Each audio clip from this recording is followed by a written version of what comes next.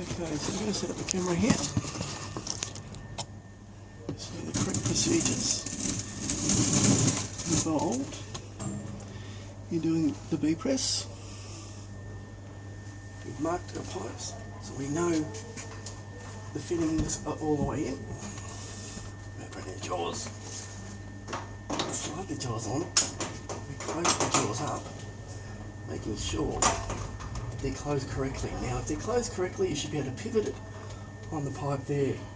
Now it's important to do this before you press the button. If you don't, you get a crimp on the top and a potential leak. And let me assure you, this is why I'm doing this, because I'm fixing a leak.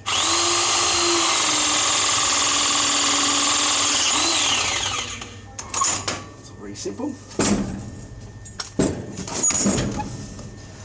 Make sure my pipes are in all the way. Pencil line. Previously marked out.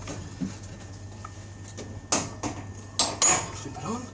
Make sure it spins freely, which means that there's no burrs anywhere. Press that button.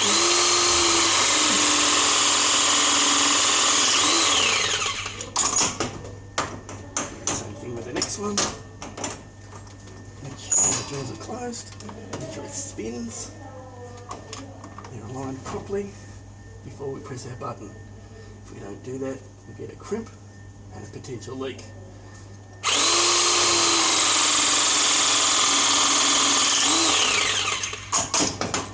Go along, we do this process again, making sure all our lines line up.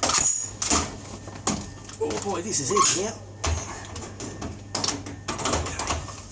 You can see, making sure it fits properly. Now we press the button.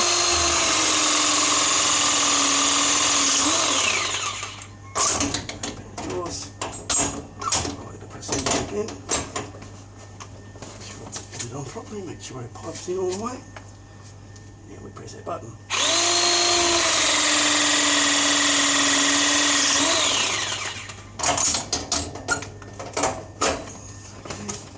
Spins freely. There's no crimps. That's good.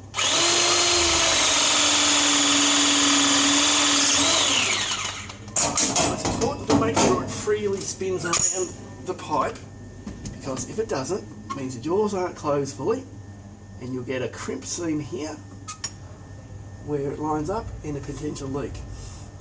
And this is why I'm doing this section, because there was a potential leak. It was done in Bpress, but somebody hasn't been operating these machines correctly. That's why I'm doing this video.